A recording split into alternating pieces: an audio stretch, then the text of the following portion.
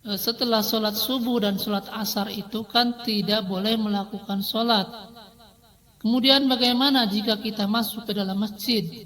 Apakah tidak boleh melakukan sholat atau bagaimana?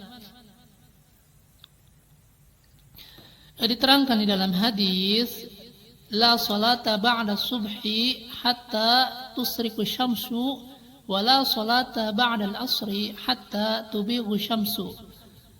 Tidak ada sholat setelah subuh kecuali sudah terbit matahari. Dan tidak ada sholat setelah asar kecuali sudah terbenam matahari, ya. Kemudian bagaimana jika seseorang masuk ke dalam masjid, apakah dia juga tidak boleh melakukan sholat? Maka dalam masalah ini, ketika orang masuk masjid setelah sholat asar atau setelah sholat subuh, maka boleh dia melakukan sholat tahiyatul masjid, ya. Sebab ketika kita masuk masjid, maka diperintahkan untuk sholat menghormati masjid, ya. Kata Rasul sallallahu alaihi wasallam, "Idza dakhala ahadukumul masjid fala yajlis hatta yusalla rak'ataini."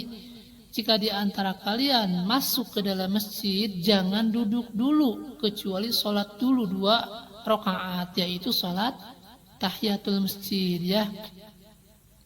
Nah, jadi ketika masuk ke dalam masjid, baik sesudah sholat asar, sesudah sholat subuh, maka boleh dia melakukan sholat tahiyatul masjid, ya.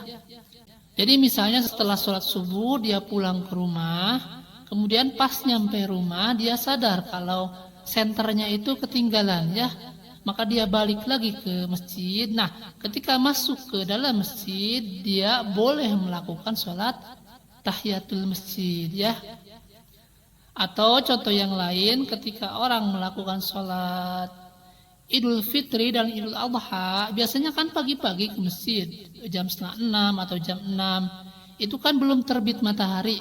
Sedangkan di dalam hadis tadi dijelaskan, la sholata ba'da subhi hatta tusyriku syamsu. Tidak ada sholat setelah subuh kecuali setelah terbit matahari. Nah, jam 6, setengah 6 itu belum terbit.